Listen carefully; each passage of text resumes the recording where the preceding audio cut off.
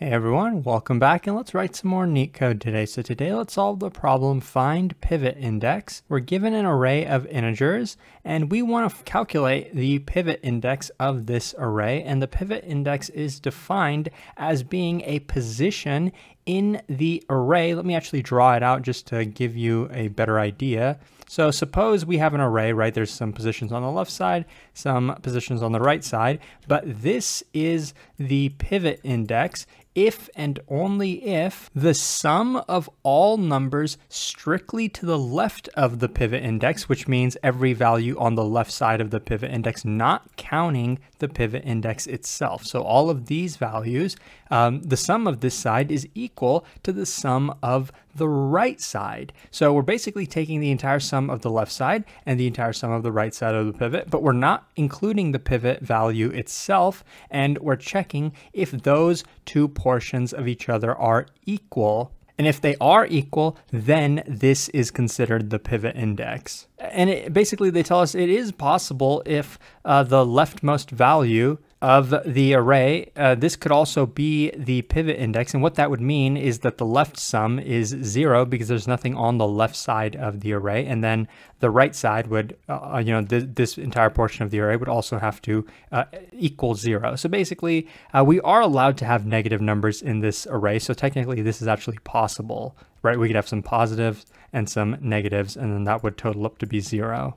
And of course, the same exact thing is true of the rightmost value. You know, there's 0 on the right side, and then we take the sum of the left side. Okay. And so we want to return the pivot index. What if there's multiple pivot indexes? Well, we want to return the leftmost pivot index, so the first one that we find. So this already kind of implies a brute force approach. So let's actually draw out this array a little bit bigger. Okay, so like I was saying, we drew out this array and it kind of implies a brute force approach because they say return the leftmost. So basically, if we were just trying each index of this array, is this the pivot index? First, we try the first value. Is this the pivot index? Maybe it's not. So then if it's not, we try the next value. Maybe this is the pivot index. If it is, we would return it. Even if there happens to be another pivot index on the right side, maybe this is also a pivot index, doesn't matter because we're going to return the leftmost. So the first one that we find, if we start searching from left to right, the first one we find is the first one we're going to return. But now, how do we actually make that calculation? Starting at the beginning, we know that the left sum is 0. Okay, what's the right sum? Well, we're going to have to calculate all of these values. We're going to have to add all of them up. That's going to be a big O of n time operation. Not too bad, but let's say it was not the pivot index, right? Because this is obviously going to be positive. The left side is 0, so that's not the pivot index. Okay, we figured that out in O of n time. Next, we're going to try this one. Is this the pivot index? Well, first we have to sum up the left side, which potentially in the worst case could be big O of n, but in this case there's just one value, so it's just 1. And now we want to try the right side. We want to sum up the right side.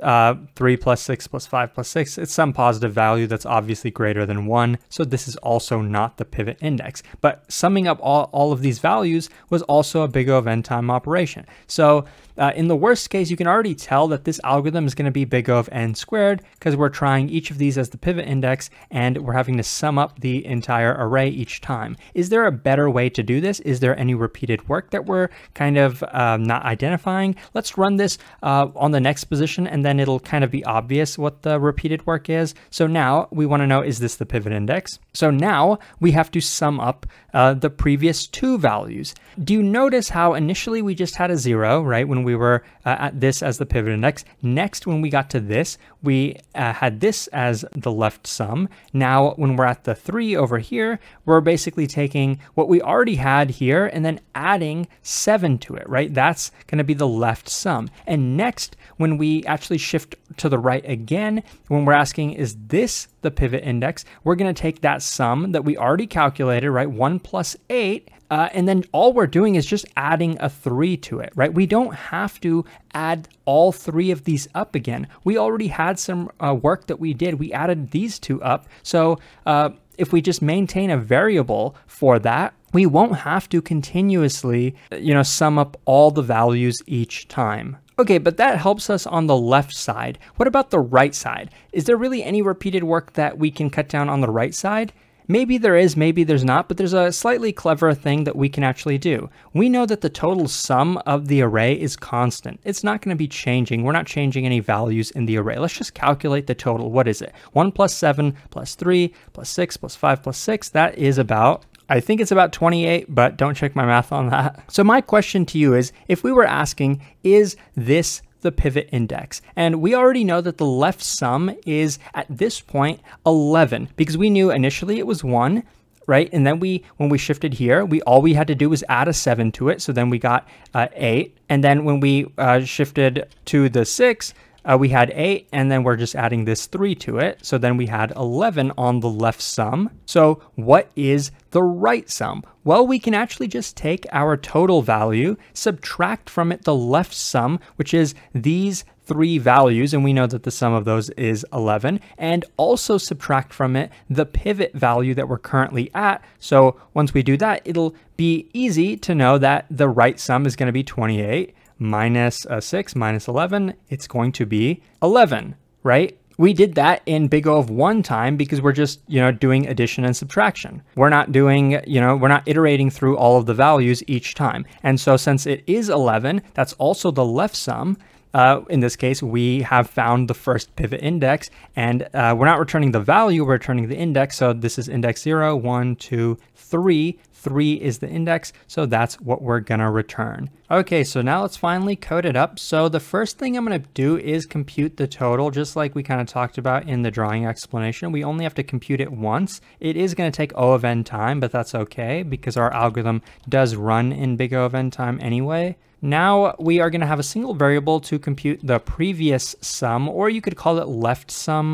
Let's just actually call it left sum. I hope that's going to be a little bit more clear for you guys. So initially it's going to be 0 because we haven't, visited any values. And now let's iterate through every single position in the input array. So let's get the length of the input array, and I is going to be our index, of course. So immediately, how do we know if we found the pivot index? Well, we know if the left sum is equal to the right sum. Let me actually compute the right sum in a different variable if that makes things more clear for you guys. So like we talked about, the right sum is always going to be the total minus the current value we're looking at, which is nums of I, also minus the left sum, which we know initially is 0, but that's okay. So that's the right sum. Is the left sum equal to the right sum? If it is, we can return the pivot index, which we know is I. If it's not the pivot index, then we are going to go to the next iteration of the loop, but don't forget to update the left sum, which is the prefix sum. So every time we're going to update the left sum by adding to it the current value that we just visited. So just nums of I. And if at any point we do find it, we'll end up returning that pivot index, the first one, the leftmost that we find. If we don't find it, we are just going to return -1. That's what they basically tell us. If we don't find a pivot index, we have to return -1. So that's really the entire algorithm. Okay, so now let's just run the code to make sure that it works. And as you can see on the left, yes, it does, and it's pretty efficient. So I really hope that this was helpful. If it was, please like and subscribe. It really supports the channel a lot. Consider checking out my Patreon, where you can further support the channel, and hopefully I'll see you pretty soon. Thanks for watching.